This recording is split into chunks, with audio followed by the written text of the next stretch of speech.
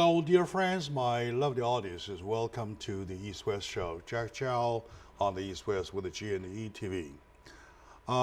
You're lucky you live in California because you live in a state that is so creative. Every now and then we are able to see something brand new, something out of the ordinary that you all bound to see. Recently, well, anyway, only a year or 2 years ago, we thought we were so creative. We had the AB1810, and we have the Proposition 47, and we had the Proposition 57. Altogether, they brought all the criminals, the incarcerated criminals, out on the street, who started killing again, started raping again, started robbing again. We thought that was the end of it. That was so creative, California already. And now, well, no, you're wrong. That's not the end of it. We're expecting something new, that is AB 1810, AB Assembly Bill 1810, that will go still further. My dear friend, in sharing the excitement with you, I have my friend, my brother Joe Garner here, a former police officer of Santa Monica PD for 27 glorious years here, who never stopped serving, to share the good news with you, the exciting news about a newborn 1810, to talk about it. So, sir, I don't know. Welcome back to the show. Thank you, Jack. Too bad it's under these circumstances because it's, you know, you talk about creative, and this is very creative what they've done. Very creative, right? Yeah. So, what exactly is the 1810 about? What does it say? Well, 1810 was what they call a trailer bill, and it's a bill that was attached to a health bill. What is a trailer bill? Well, trailer bill has to do with budgets, right? When you create a bill, then you add a trailer bill or a budget bill to it to help figure out how they're going to fund it and, you know, outline all those details. But now, as we've learned, and it was very startling to learn, that 1810 now has some language in it, legislative language, that now allows people who are arrested to say that they are mentally ill when they go to court, and that they want diversion. And so that creates a real problem, because now instead of taking responsibility for their crimes, they end up going into maybe some diversion treatment. They have to do that within 2 years' time, and there's a lot of provisions that were cut out. Safeguards in an original bill, I think it was SB 215, and they cut those provisions out, and it doesn't give the prosecutors, the district attorneys, an opportunity to plead their case as to why, or examine why or why not this person should go into diversion. So it's a really scary thing, and it's a process now. 26 different times this happened where the state legislature adds in language into trailer bills so that they can circumvent the need for hearings, that the public doesn't get to view it. They just do a simple vote and it passes. The sad thing about this is it'd be very difficult to reverse it, because now it went all the way to the governor, kind of under the radar. Nobody really saw it. It's already signed or not? It's already signed. It's already law. signed. Yeah. It is a law now. Right. And to fix it, to change it, you'd have to go through a huge process of trying to reform it. You can't even do a ballot initiative. You know, the voters can't even say, well, we don't like what happened. You know, we're going to take it to the voters. They can't even do that now. I heard over the radio comment, and also I saw some TV commentators talking about it. It has a name called Pre-Trial Diversion Bill or something? Right. So exactly. what exactly is it talking about for pre-trial diversion?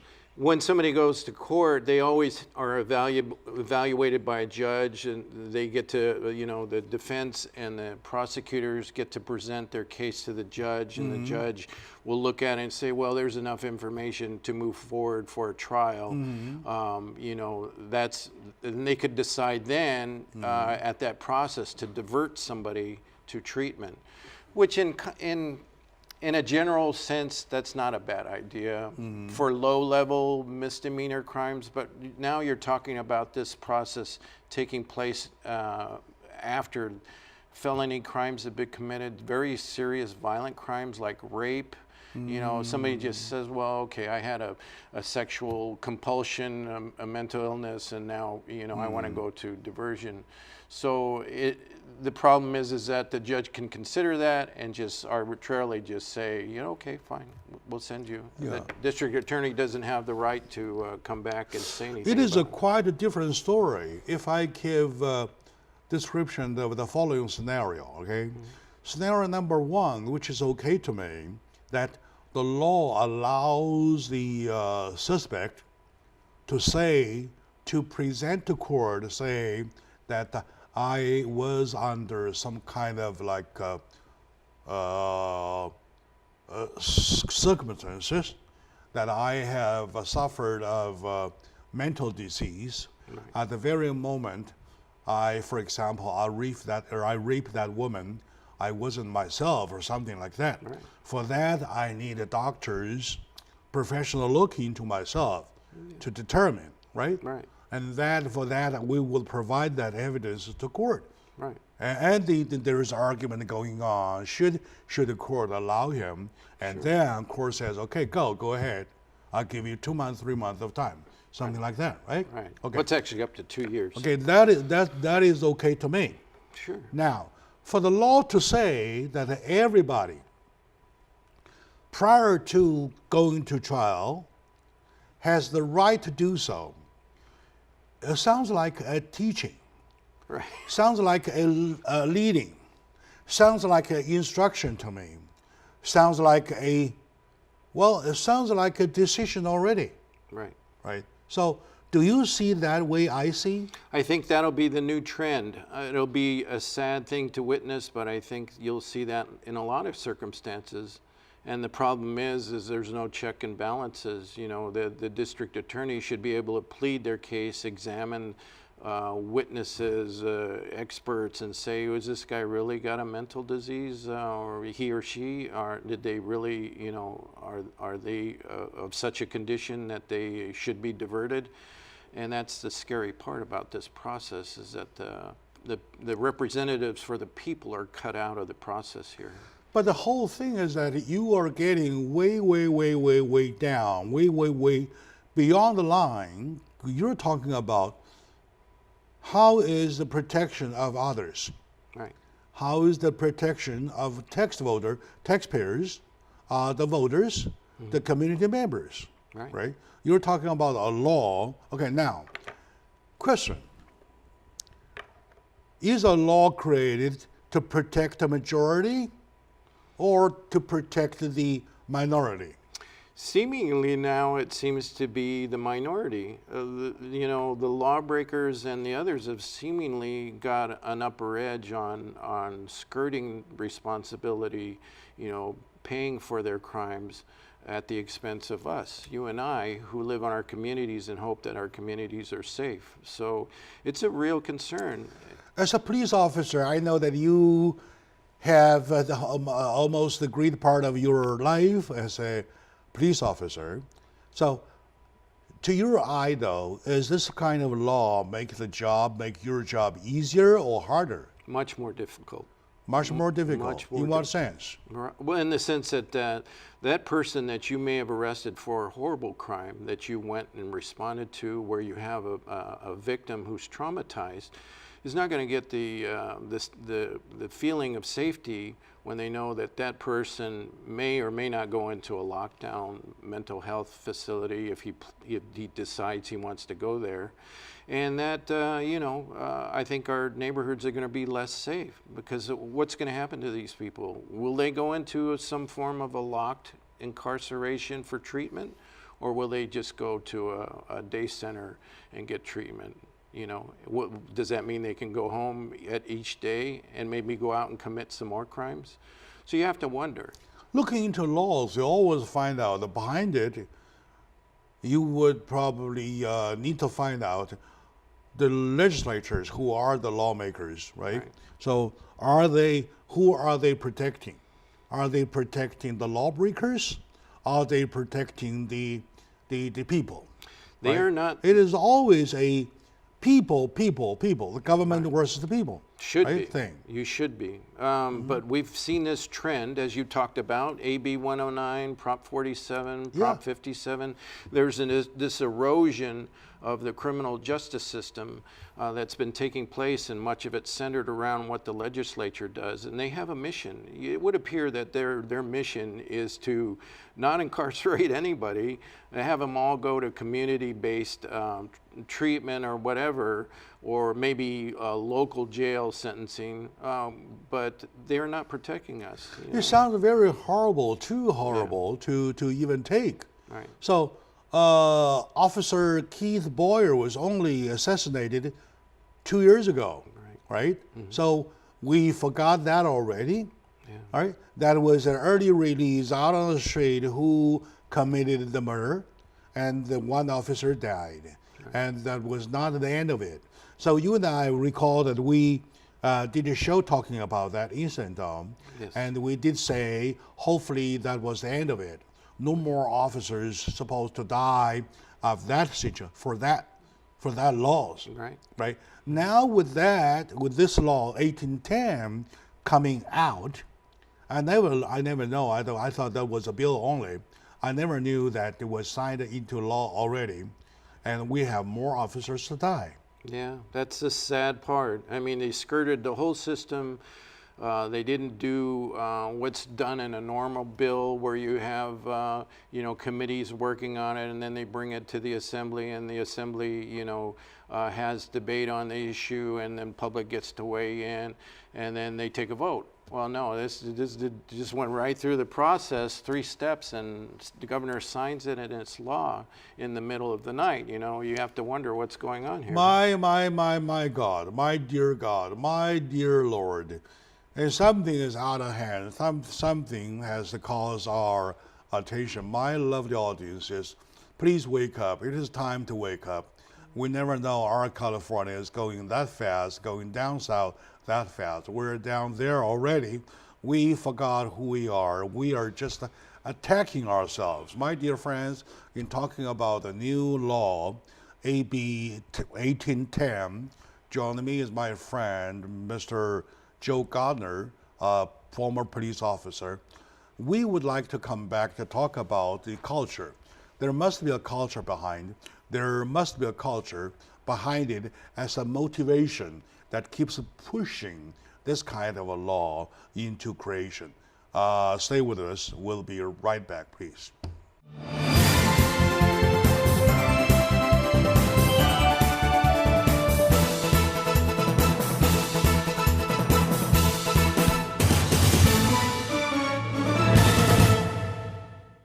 Hello, dear friends, lovely audiences, my dear fellow Californians.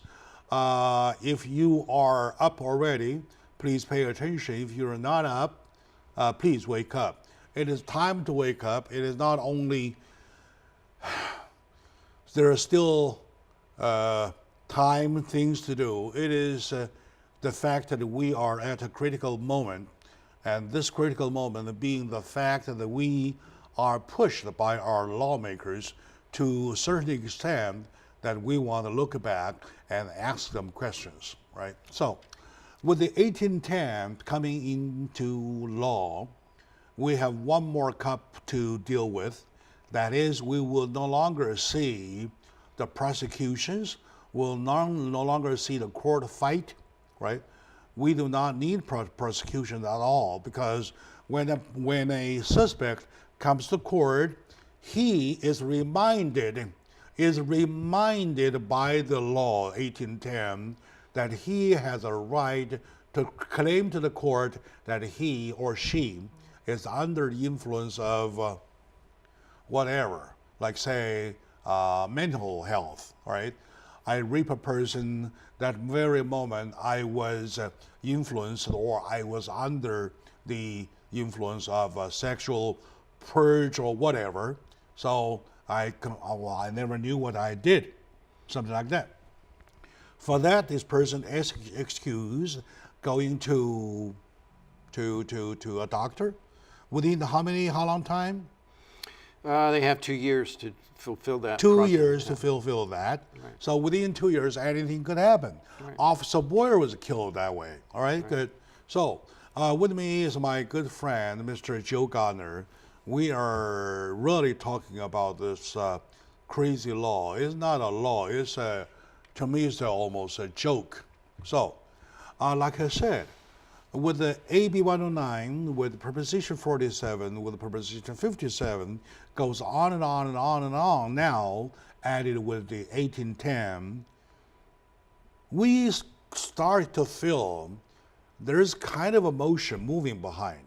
Do you feel that way, please? Yeah, you talked about culture, Jack, and I think there is a culture in Sacramento, an element of people who really wanted to do the social architecture, and they figure instead of doing the people's work, they're gonna push forward their own ideology, their own view of a utopian society to mold the state into the way they want it. And they're not serving the interest of the people any longer. They're serving their own interest and their own agendas.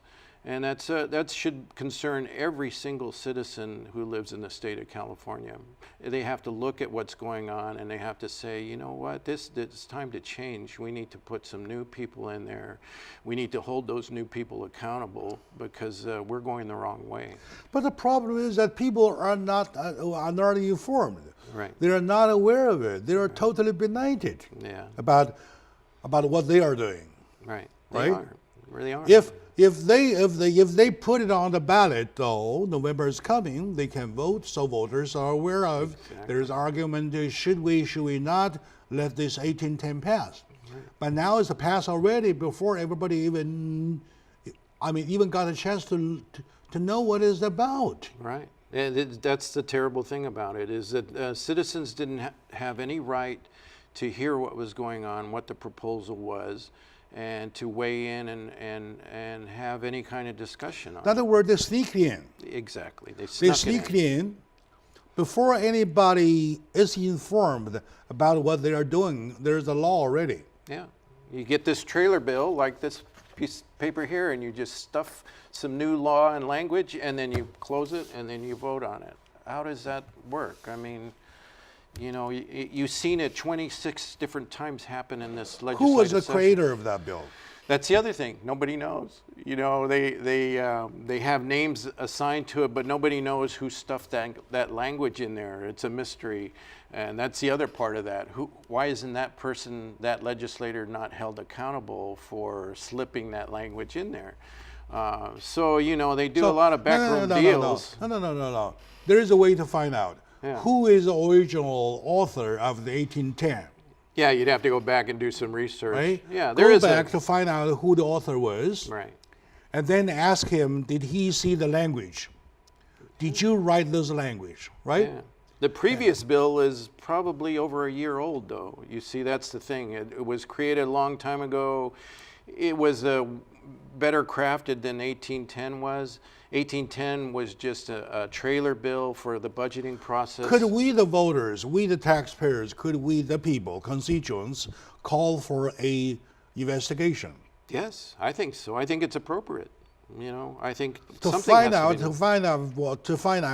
who, at what time, with what kind of in what kind of way inserted the clause into it to make it law before people know. Yeah, I think. And this person goes to jail. It's appropriate. I think it is.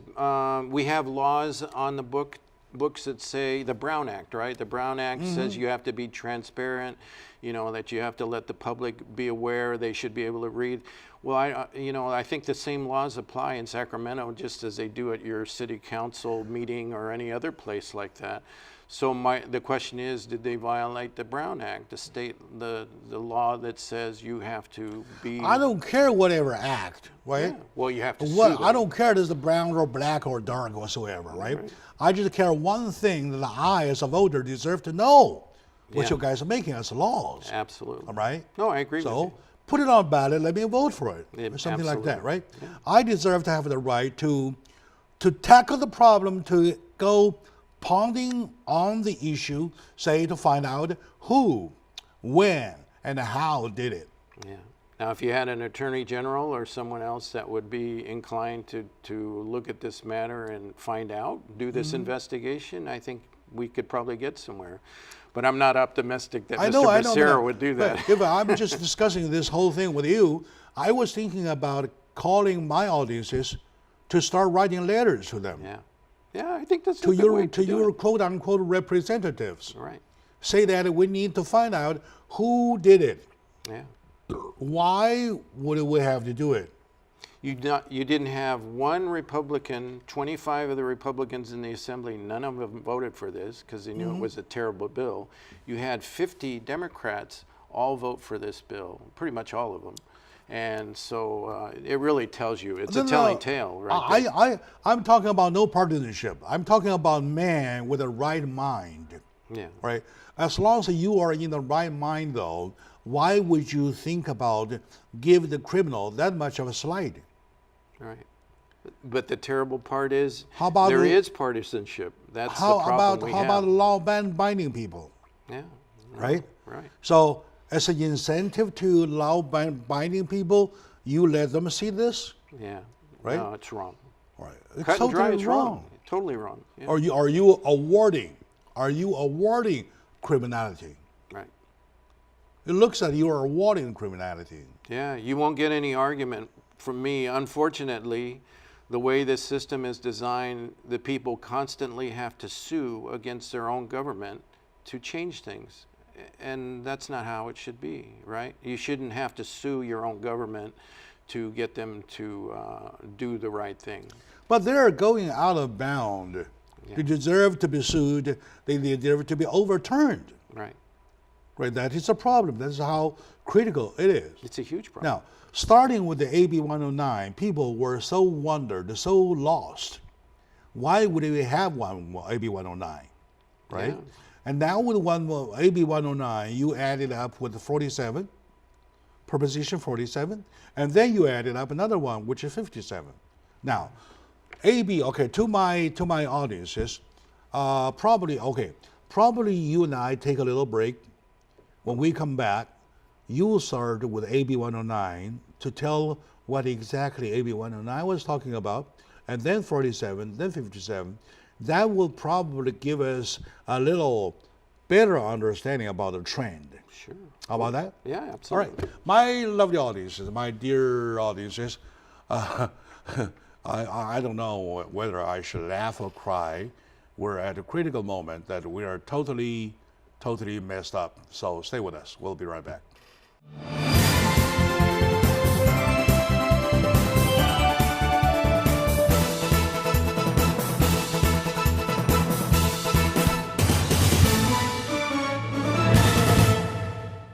Hello, dear friends, lovely audiences, my dear fellow Angelinos, or my dear fellow Californians. Welcome back to the show at the GNE TV with this East-West show. We're talking about the new law, 1810, that allows criminals to claim to court that he or she reminded criminals, not allowed, reminded. Allow means you request, okay, agree. Reminded means that at the moment of committing this crime, were you sober-minded or something like that? Mm-hmm. Okay, now, joining me in talking about this crazy law is my good friend, Joe Gardner. Mr. Joe Gardner was a glorious member for Santa Monica PD for 27 years, and he's now serving as chair of Los Angeles County Probation Commission, right? Yeah. Good. So welcome back to the show. Thank you, Jack. Very good. I'm talking about a series of it. So you're talking about a whole line of production that produces the crazy laws, starting from AB 109 all the way to Proposition 47, and then Proposition 57. Then now we see this AB 1810. Right. So to some of the audience, they might not be able to know what AB 109 was, and Right. then 47 was, and then what 57 was, and then we'll bring them understanding about how crazy this 1810 is. So would you please give us a little retrospect of one AB, starting with AB 109, please? Sure, of course. AB 109 was a bill that was called a prison realignment. And it was very simple to understand in the sense that you were going to move prisoners from state incarceration, from the state prisons down to the local level. And the reason for that, they won't tell you that, but the reason for that is there was always this looming federal injunction against the state prisons for overcrowding, right? You had too many, you have 33 prisons and 130,000 prisoners, and you didn't have enough room. So in response to wanting to lower the prison population down to an acceptable level that the federal courts would not prosecute the state for violating those terms, they decided to move a lot of prisoners down to the local level, to the county jails. And it's not they, it's actually Governor Brown that foisted this idea of moving prisoners out of the state prison system. Instead of doing the right thing, the legislators could have built more prisons. Yeah, all right. That's created more that's space, exactly right? where we get lost. Right, exactly. You could have done the right thing and build more prisons, build capacity so that you can accommodate those 120, 130 plus prisoners, but they didn't want to do that. All right. They figured, well, let's just wash our hands of it, move it to the local level, and we'll be fine. And so that's what happened. And the local jails are full. Right. And in fact, you have people in county jail who are serving 40-year sentences. They should be in state prison. They shouldn't be serving time in the local county jail, which was only designed to hold people for 1 year. Originally, when they were built, it's 1 year term in the county jail. Now you have prisoners in there serving 40 years. And it creates a huge problem. Overcrowding taking lifetime guarantee. Yeah. All right, good. So now you have prisoners who go into the county jail system, and the low-level ones, they go in the door and right out the door The county again. jails is overflowing. They're already. overflowing. They're packed because you can't accommodate any more people. So those people are out on the street now committing new crimes. Due to the sudden release of the prisoners, right? The county jail, which is already overflowing, was not able to hold them. Right. So they speed up the process, right? Using Prop 47, right? Using Prop 47, which is Prop 47. Go ahead. Prop 47 made some felony crimes misdemeanors now. So that would mean that they wouldn't be serving that time.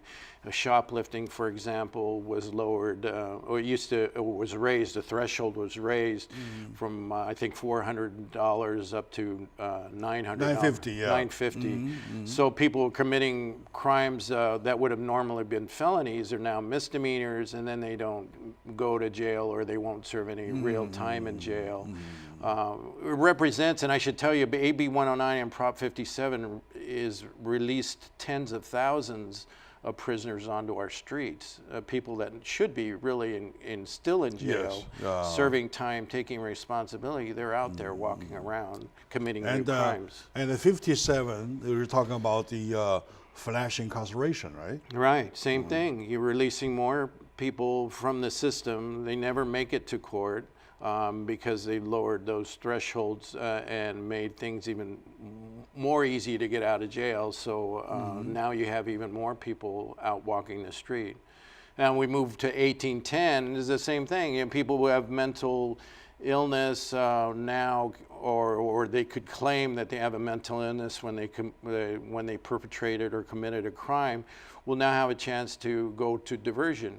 Again, not serving any kind of, taking any responsibility for that 2-year time period. So you would hope that they could prove to the court that they truly had a mental illness. Of course they can. Yeah. And nobody would let go the opportunity. It's a golden opportunity to go free. Sure. Right? And the DAs and I would say 100% would go for it. Right. And the DAs their hands are tied because they're not going to be able to.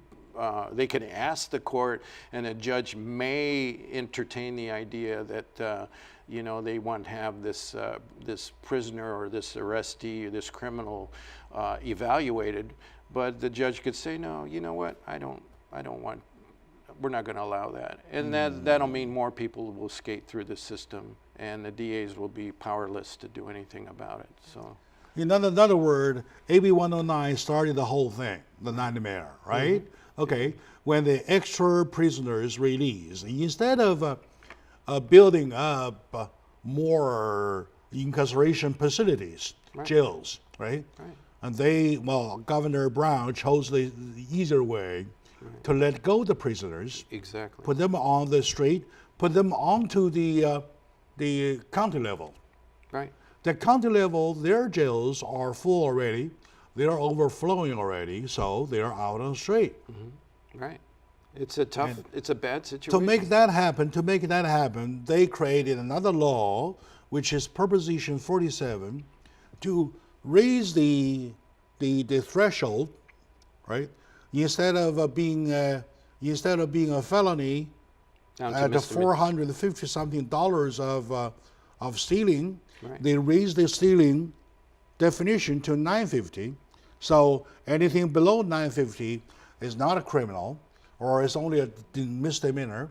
You don't go to jail. So by doing that, they reduce the jail population. Right, and that didn't just happen with one law regarding shoplifting, but it happened with drugs. You know, felony drug crimes are now misdemeanors. Possession of a handgun are now misdemeanors. You know, stolen cars, some of those crimes are misdemeanors. Yeah. So you seemingly have just taken away all the teeth out of the justice system and really not make anybody take responsibility for their crimes now. And then you're talking about 57, Proposition 57, that they can, they don't do the whole jail time. They do 10% or even less. Am I right? Right, if that, sometimes. So some of them don't even do that, 10%. The cost of committing crime is reduced, right? The law stays the law because you have a high cost of committing crime, right? So the law stands firm. Say, hey, if you want to touch it, all right, you got to pay for the price, high price. Now, they reduce the price of committing laws. So you go in and out of jail for in the morning and you're out in the afternoon. Right. Or something like that. They don't even stay but an hour for processing and they walk out the door, you know. How does that work? I mean, you can walk in the county jail intake system and watch the process. People come in and within a short time and they're with out. all these 109, 37, 57, all these all together, to them, to the legislators, they think that's not enough. Right. Right? They're going to continue to do that. They're going to continue to make the system less safe. In their mind, maybe they think they're saving money. Maybe they want to offload the responsibility from the state and go to local governments. I don't know what the underlying motive is. Many speculate that you just have people who are very liberal-minded and feel that's so crazy. That's so crazy. It is. They're irresponsible. Not only they are becoming irresponsible, to my eye, they are committing crime to the California citizens. They are. It's a horrible circumstance. Retailers, store owners, you know, normal people are all, you know, multiple victims of crime, especially store owners when they get shoplifted again and again and again by the same person, and that person says, "Oh, I don't care. It's under $950. So what are you going to do to me?" Okay, all right.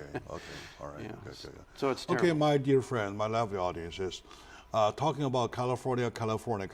Only last Friday, I interviewed the candidate for California governor, Mr. John Cox. He also talked about this thing too. However, we were talking about the economical side rather than the justice side. And I would schedule another day for him to come back talk about it, because California is really going nowhere. We're getting scared. So stay with us, my dear friend. We'll be right back talking about some solutions.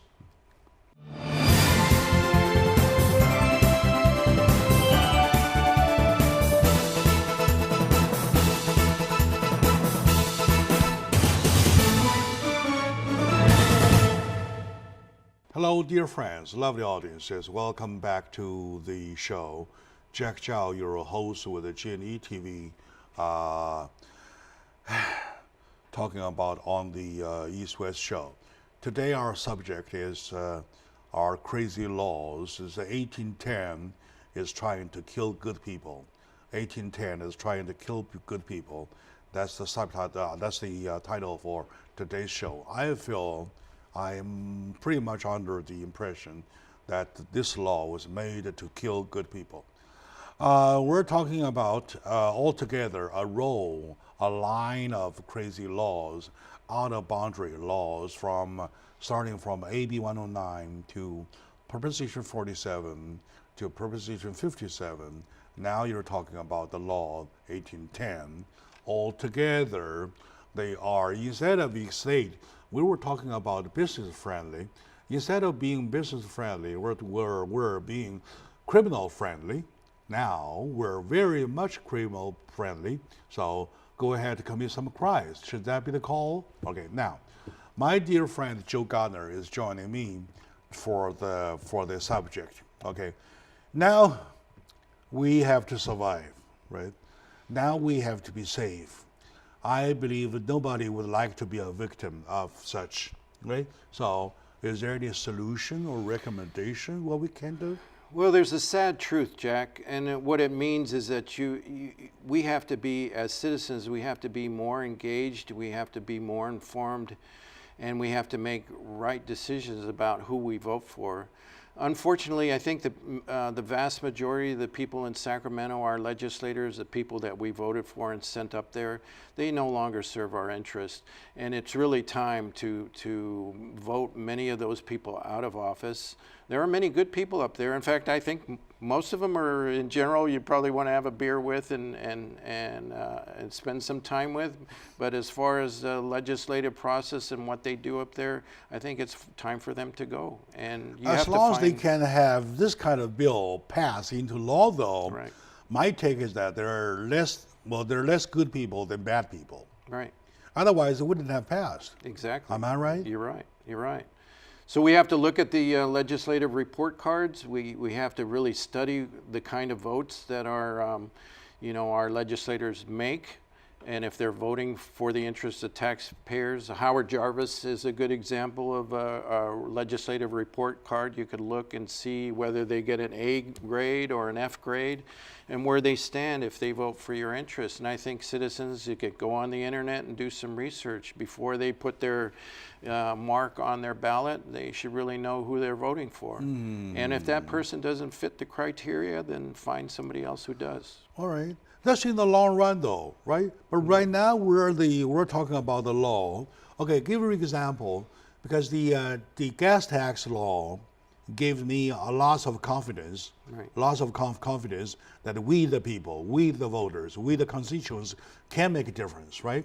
Because that law was recalled and overturned, and the November ballot would have finally decided to get it going, to get it out of it, right? Yeah. And the creator, the author, Mr. Josh Newman, was out of, right? He was, matter of fact, dumped by voters. right? Right. That gave lots of people some confidence, including myself, though. So can we do, or could we do the same thing to 1810? That's the sad thing. The courts have said that you can't, once it's signed into law, you can't change it. The only way, as I see it now, and it's horrible to think this, but the only way you can change it is to have a new legislature come in and rewrite the law and do the bill process all over. That could take years to do that. But that's seemingly the only way you can fix this problem, because the courts have said it's okay to do it this way, that you can stuff things in between the pages of a trailer bill and get it passed. And so they do it. But I really think, as we talked about suing your government, you have to sue your government in the near term. That would take years. Yeah, for that much, though, but for AB109, 47, 57, and then 1810 altogether, I believe the government deserves to be sued. Yeah, absolutely. I think, and we have to do that. Right. And you have to do some more ballot initiatives, just like you talked about Proposition 6, I think, right? The gas tax. Yes on 6, by the way, Yeah, if you please. want to repeal it. Oh, please. Yeah, let's do a little insert here. The gas tax, finally, with all the efforts, number one, we got Josh Newman out, or number two, we got that bill on the November ballot, which is number 6. Right. Proposition number 6. Am I right? Repeal. All right. Keep that in mind. Vote yes on number 6. Yes on 6. Together, we will wipe that law out. Or otherwise, the 63 cents per gallon will be forever on you. It's your money, right? Right. And that's what we have to do. That same kind of thing we have to do with other things like this AB 1810. Maybe we bring it to the people in a different form. Another ballot proposition. And the bad part is we talked about is that initiatives are the people's way of pushing back at our state legislature and saying, we'd rather have you do this. We're going to vote this way. You shouldn't have to fight against your own government, but that's what initiatives are. It represents a response to the lack of interest by the legislature to do something or fix something. So, comparatively, to make in the long run, to change the legislature, when compared to simply sue the government, Right. which takes a shorter time. It's hard to say. I mean, initiatives, ballot initiatives cost a lot of money. They need a lot of people involved, a lot of signatures. You have to find an attorney that's willing to take a case and bring a suit against the state for violations of the Brown Act or full disclosure or transparency. I think that's the way in to fix this problem, because it was done under the radar. Nobody had a chance to look at it. And I think that's a violation of the Brown Act. So I think somebody, out there who's an attorney could say, well, maybe we need to bring that suit. But the problem is that lots of people wasn't even aware about the law itself, Exactly. right?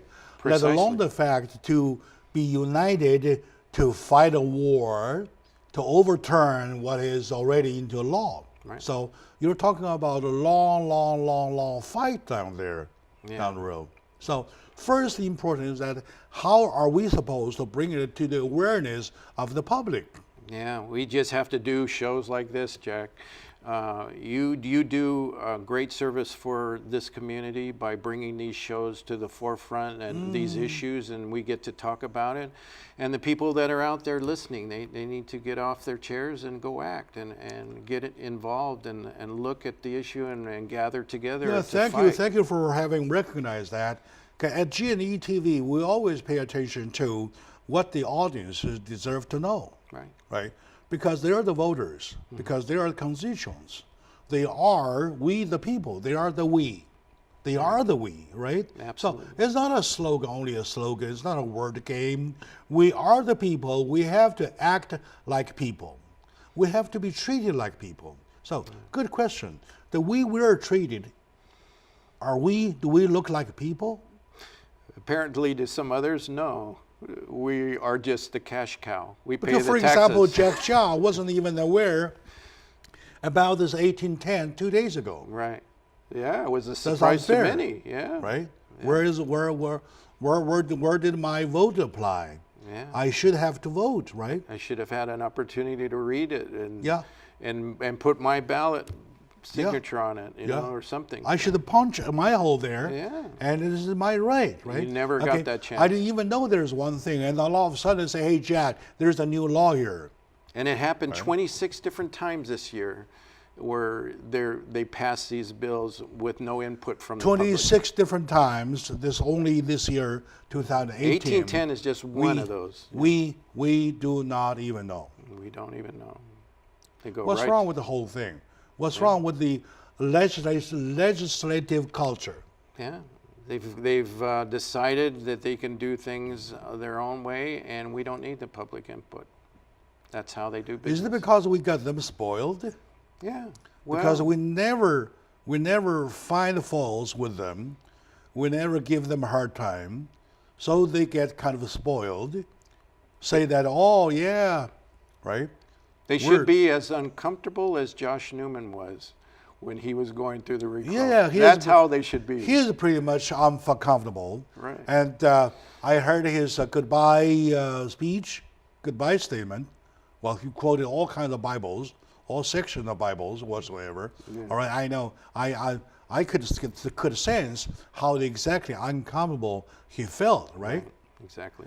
Now, can we do the same thing to every single one of I them? think you do. You have to look at them. Yeah, you know, you have to say that if this particular legislature, no matter where they're from, voted this way, the people should know about that, and they should be put on the spot. And you know, letter writing. You talk about letter writing. How about at the show, we hire an attorney who is willing to go along with us to fight the war, and to compose a standard letter, and to start a campaign, another signature campaign. Good idea to me, Jack. Yeah? Do you think that will work? Oh, I think it would. Puts That'll pressure. work. That'll work. Yeah. Put some pressure, okay? Right. Do this, or otherwise we'll sue you. Right. Do this, or otherwise we will vote you out. Or ask them to explain why they voted for Or it. ask them to explain why you voted yes for that. Yeah. Right? Why is a criminal, why is a perpetrator, has to be reminded, excuse me, you have a right to say that you have never committed a crime. Yeah. Something like that. Right. Well, you know, I think that's many of the things we talked about are good ideas, and we should try and do those. Very good. My dear friend, let me do some thinking. Of course, I need to look around who would be the one who voluntarily will be voluntarily doing the job, not for money, right? Money, money, money, money. I do not have the access. If you would join me for the fight, and it looks that I'm thinking about another fight. So my dear friends, my lovely audiences, thank you for watching. If you want to say anything, write to me. Say tellmydj@gmail.com. Tellmydj@gmail.com. Or you can call me. There are two numbers there.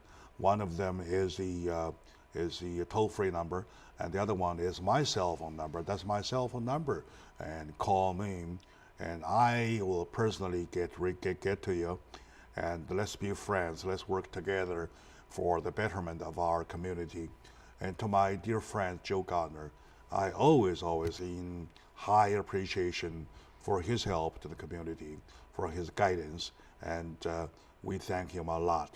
Thank you, Jack.